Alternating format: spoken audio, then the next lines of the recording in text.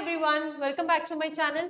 सो guys, हमने कल cover up किया था एक बड़ा interesting topic that is urine formation, जिसमें हमने यूरिन फॉर्मेशन के तीनों स्टेप्स के बारे में डिटेल्स जानी थी and we understood that what is actually glomerular filtration, what is tubular secretion and what is selective reabsorption.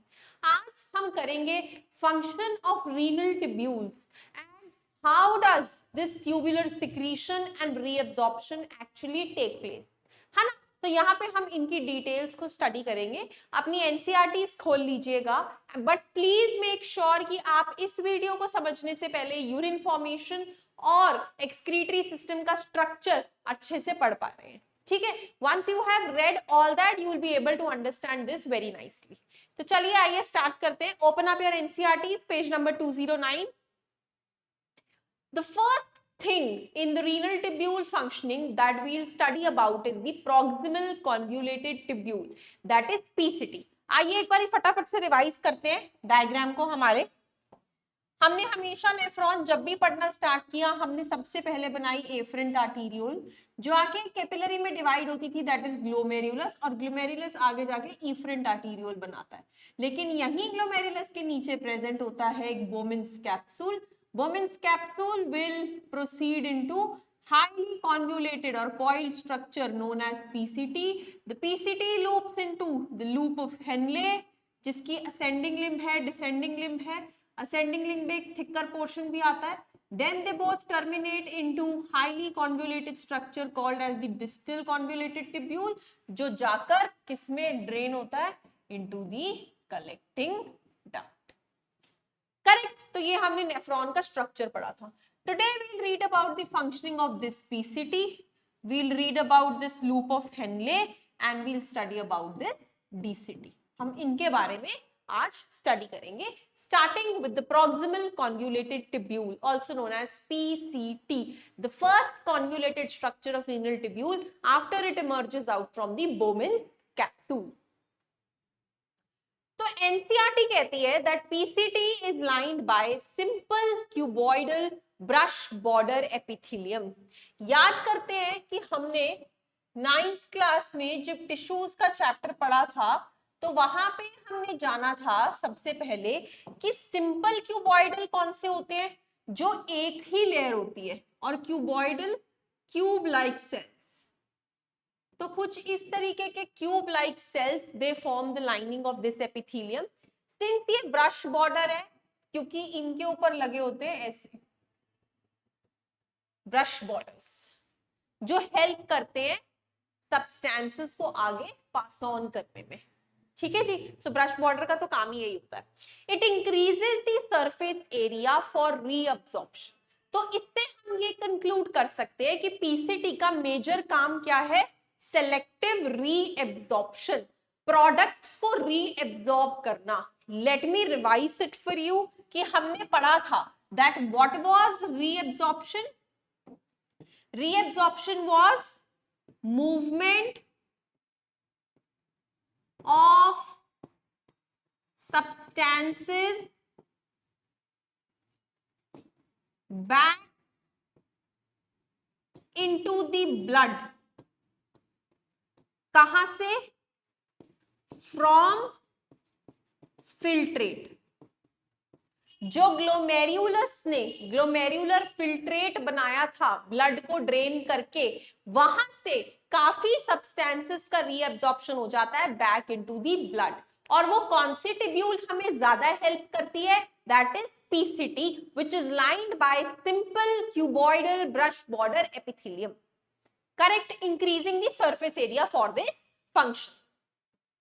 Nearly all the essential nutrients that were drained out in the filtrate, 70 to 80% of them, of the electrolytes and the water, they are reabsorbed by this segment. अब मैंने हमेशा देखा है कि बच्चों को थोड़ा सा कंफ्यूजन रहता है एक बेसिक पार्ट में, क्योंकि यहाँ पे लिखा होता है इलेक्ट्रोलाइट्स, यहाँ पे हम बात करते हैं न्यूट्रिएंट्स की, so they tend to get confused. तो लेट मी टेल यू कि हमारी बॉडी में Na positive, K positive, HCO3 negative, Cl negative, all these minerals are present in the ionic forms. So that is why we refer to them as electrolytes. But since they are minerals, they also are the nutrients for the body. तो हम उन्हीं nutrients की electrolytic form के बारे में बात कर रहे हैं, that is their ionic form. Okay? इस word ionic से इस slide में आप काफी कुछ समझेंगे, तो इस पर ध्यान दीजिएगा. ठीक है? So 70 to 80% of the electrolytes, that is the essential minerals present in the form of ions, and water also are reabsorbed in this segment. Last lecture में हमने पढ़ा था that water is initially reabsorbed passively. ठीक है, तो ये initially है because PCT is the first part of the renal tubule. तो यहाँ पे water की reabsorption भी passive होती है. Okay? Then PCT also helps to maintain the pH. देखो बेटा, pH का मतलब होता है whether things be acid, whether things be basic. अब वो किसकी रेगुलेशन में हेल्प कर रहे हैं? आयनिक फॉर्म्स की. ठीक है, आयनिक फॉर्म्स में हमारा H पॉजिटिव है, that is contributing to highly acidic nature. Basic में बाइकार्बोनेट्स है. ठीक है, these are contributing. OH negative ion से बहुत सी चीजें हैं, तो एसिड बेस बैलेंस मेंटेन रहता है. आयनिक बैलेंस, आयनिक तो है ये ऑब्वियसली, कौन सा प्लस माइनस कितने होने चाहिए कितने नहीं, वो सब बैलेंस भी ये मेंटेन कर रहा है. PCT maintains pH and ionic balance of the body fluids by selective secretion of hydrogen ions and ammonia into the filtrate. तो वो यहाँ में ये बता रहे हैं कि वो इस बैलेंस को ज्यादातर कैसे मेंटेन करता है? H पॉजिटिव को सिक्रीट करके into the filtrate. तो मतलब हमारा H पॉजिटिव कहां जा रहा है? Blood to filtrate. पहली चीज. दूसरा, ammonia also into the filtrate. तो यहां H पॉजिटिव के साथ साथ और क्या हो जाएगा? Ammonia, NH4 positive. ठीक है, and bye absorption of HCO3 negative from it. और तीसरी चीज वो कैसे मेंटेन करते हैं? HCO3 negative secretes into the blood. या मैं यहां पे वर्ड यूज करूं, reabsorbs into the blood, that is from filtrate to the blood. मैंने आपको ये बात बोली थी ना कि एसिड बेस H पॉजिटिव और HCO3 नेगेटिव से रेगुलेट होता है. तो देखो वो वही बता रहे हैं कि H पॉजिटिव को फिल्ट्रेट के अंदर डाल दो और HCO3 नेगेटिव को ब्लड के अंदर डाल दो, ताकि दोनों तरफ एसिड बेस का बैलेंस बना रहे. ठीक है, तो ये काम भी हमारा PCT करता है. और आयनिक फॉर्म्स तो definitely, because most of the electrolytes are present in the ionic form. Next is we'll talk about Henle's loop. सबसे पहले हेनलेज लूप का थोड़ा सा स्ट्रक्चर देख लेते हैं. बेटे, PCT से निकल के जो हमारी रीनल ट्यूब्यूल है वो थोड़े से गोले खाती है बिकॉज इट लूप्स. तो जो नीचे जा रही है ये limb, this limb which is going down, this is known as descending limb of loop of Henle. ठीक है, this will loop around and this will go above. Now this will be called as ascending limb, क्योंकि ये ऊपर जा रही है, तो ascending limb of loop of Henle. लेकिन यहाँ पे एक छोटा सा ट्विस्ट है, ये वाली असेंडिंग लूप थिन होती है और हल्का सा यहाँ तक आके ये थोड़ी चौड़ी हो जाती है. So this is thick and then it will terminate into DCT. ठीक है जी, तो दिस इज थिक पोर्शन है, असेंडिंग लिम्ब भी है. ये पूरी यहां से लेके यहां तक असेंडिंग लिम्ब है, लेकिन ये इसका थिन पोर्शन है और ये इसका थिक पोर्शन है. Now getting back to the function, reabsorption is minimum in the ascending limb. मतलब यहां से reabsorption minimum है. अगर मैं यहाँ पे पेरीट्यूब्युलर कैपिलरी नेटवर्क बना दूं, this is the peritubular capillary network like this. ठीक है, मैंने सराउंडिंग इसकी ब्लड वेसल से बना दी. तो for your knowledge you will be astonished to understand कि यहां से ब्लड के अंदर चीजें मिनिमल जाती हैं. This thing happens minimally. ठीक है, तो फिल्ट्रेट में चीजें एंटर कर सकती हैं, लेकिन रीएब्जॉर्प्शन थोड़ी कम होती है comparatively in the descending loop of Henle. ठीक है, however this region plays a significant role in the maintenance of high osmolarity of medullary interstitial fluid. Now I have seen students extremely confused about what is medullary interstitial fluid. तो बेटा याद करो कि जब हमने nephron पढ़े थे तो हमने ये पढ़ा था कि नेफ्रॉन का कुछ हिस्सा कॉर्टेक्स में होता है और जो उसका लूप ऑफ हेनले होता है वो मेड्यूला में लाई करता है। तो बेटा जब ये यहां पर लूप ऑफ हेनले, एक सेकेंड आई डेमार्केट, ये तो मैंने ना इवन नहीं बनाया थोड़ा सा, ये जो स्ट्रक्चर था इससे बताती हूं आपको। यहां तक ये वाला जो रीजन है ये बेसिकली मेड्यूला में होता है। ठीक है, तो इस लूप ऑफ हेनले के बीच में क्या है, मेड्यूला की खाली स्पेस ही तो है जहां पे ये पेनिट्रेट कर रहा है। तो यहाँ पे जो फ्लूइड प्रेजेंट होता है अराउंड दिस, यहाँ पे what ever fluid is present, क्योंकि मेड्यूला के अंदर भी तो फ्लूइड है, सभी जगह फ्लूइड तो भरा ही हुआ है, so this is known as medullary. क्योंकि कोई भी स्ट्रक्चर है वो किसका बना है, सेल का, और सब जगह क्या होता है, फ्लूइड। तो मेड्यूलरी इंटरस्टिशियल फ्लूइड। अगर नहीं समझ में आया तो याद कीजिए, हमने पढ़ा था lymph tissue fluid, interstitial fluid, जो हमने पढ़ा था कि ब्लड से एक्सेसिवली ड्रेन हो जाता है, सेल्स के बीच में मिलता है, करेक्ट, याद आया। तो यस, सेल्स के बीच में there is some kind of fluid present, और जो मेड्यूलरी के सेल्स के बीच में मेड्यूला जो किडनी का है जहां पे loop of Henley deep penetrate कर रहा है, उनके सेल्स के अराउंड जो फ्लूइड है उसे हम मेड्यूलरी इंटरस्टिशियल फ्लूइड कह रहे हैं। तो वो लूप ऑफ हेनले के विद रिस्पेक्ट हमें ये बात समझा रहे हैं कि लूप ऑफ हेनले उसकी ऑस्मोलैरिटी को मेंटेन करता है।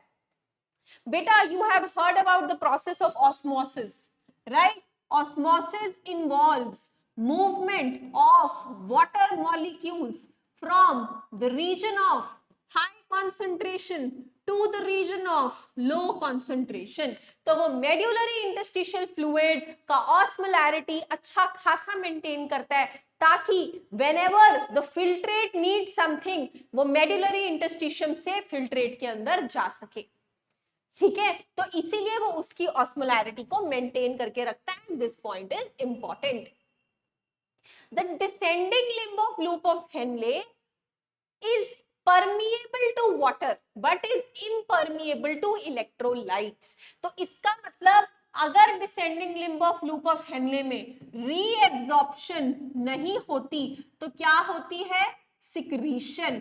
और सिक्रीशन भी किसकी होगी, वाटर की, बिकॉज इलेक्ट्रोलाइट्स हो तो वो इम्परमिएबल है। तो दैट मीन्स जो मैंने यहाँ पे डायग्राम बनाया था इसमें से रीअब्जॉर्प्शन तो नहीं हो रही है, लेकिन फिल्ट्रेट के अंदर क्या जा रहा है, फिल्ट्रेट के अंदर क्या सिक्रीट हो रहा है, रीअब्जॉर्प्शन या सिक्रीशन में। यहाँ पे this concentrates the filtrate as it moves down, मतलब वो उस लिम्ब में जब नीचे नीचे जाता रहता है वो वाटर को क्या करता रहता है, छोड़ता रहता है। कुछ कुछ वाटर की रीअब्जॉर्प्शन भी हो जाती है। ठीक है, because the filtrate as it is moving down the descending limb of loop of Henle, the water will move out. I'll show you the diagram which NCERT has shown. See, just a second. See, ये descending limb of loop of Henley, तो इससे क्या reabsorb हो रहा है, water. तो इसका मतलब रीएब्सॉर्प्शन किसकी नहीं हो रही, रीएब्सॉर्प्शन वाटर की हो रही है, रीएब्सॉर्प्शन इलेक्ट्रोलाइट्स की नहीं हो पाती। ठीक है, and see they have written here medulla. So यहाँ पे क्या है, medullary interstitial fluid. Whereas ascending limb of loop of Henle के थिन सेगमेंट में अगर आप जाओ तो वहां से किसकी रीएब्सॉर्प्शन होती है, इलेक्ट्रोलाइट्स की, वहां वाटर की नहीं होती। तो दैट मींस जब descending limb of loop of Henley से पानी नीचे से फिल्ट्रेट नीचे आता है तो वो यहां तक आता आता क्या हो जाता है, यहां तक आता आता वो हो जाता है कॉन्सेंट्रेटेड, क्योंकि पानी हल्का हल्का रीएब्सॉर्ब हो गया, तो कॉन्सेंट्रेटेड फिल्ट्रेट। लेकिन जब वो यहां ऊपर ट्रेवल करता है तो यहां में NaCl बाहर रीएब्सॉर्ब होती है, तो इसके अंदर क्या हो जाता है, dilution. So diluted filtrate. I hope this is clear. Next slide में भी यही लिखा है, the ascending limb is impermeable to water but it will allow transport of electrolytes actively और passively. तो आप ध्यान रखिएगा कि ascending limb of loop of Henle में active and passive दोनों तरह की reabsorption होती है. अभी तक हमने सिर्फ और सिर्फ passive की बात की थी. Therefore, as the concentrate filter goes upward in the ascending limb of loop of Henle, it gets diluted because the passage of electrolytes to the medullary fluid. क्योंकि electrolytes निकल के medullary fluid में चली जाती है तो पानी का concentration यहाँ पर बढ़ जाता है. Then distal convoluted tubule. What about DCT? The conditional reabsorption of Na positive and water will take place in this segment. यहाँ पे स्पेसिफिक Na पॉजिटिव की और वाटर की रीएब्जॉर्प्शन होगी. वाटर की तो होगी क्योंकि अब जैसे जैसे हमें कलेक्टिंग डक्ट तक पहुंचना है तो हमें पानी को कम करना होगा, ठीक है ना, वरना 180 लीटर्स, रिमेंबर फिगर, इतना यूरिन तो हम नहीं पास कर सकते. So DCT is also capable of reabsorption of HCO3 negative and secretion of वही same H positive, K positive, NH3. इन्हीं का secretion है. To again same line maintains the ionic, maintain the pH and sodium potassium balance in the body. क्योंकि reabsorption किसकी हो रही है? Na positive की, HCO3 negative की, water की, इन चीजों की reabsorption हो रही है. ठीक है, तो सोडियम पोटेशियम बैलेंस कौन मेंटेन करता है? डीसीटी. सिंस ये एनसीईआरटी की लाइन है तो इस पे क्वेश्चन आएगा.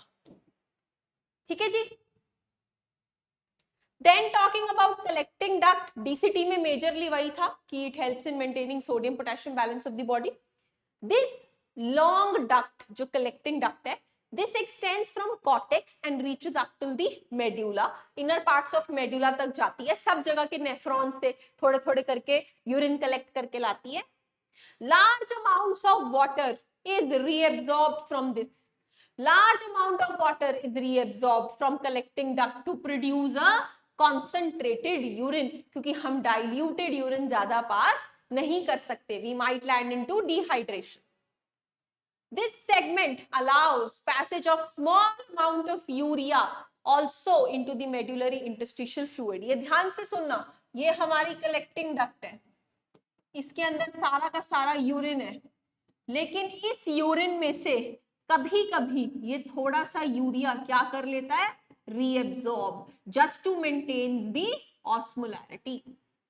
हाई लो बैलेंस मेंटेन करना जरूरी होता है बॉडी में. Okay. It also plays a role in the maintenance of pH. pH maintain करने में again same anionic balance maintain करने में. ठीक है. Secretion फिर से किसकी होती है? H positive और K positive की. तो कुछ lines तो यहाँ extremely repeat हो रही है and the same for every part of the renal tubule. Okay.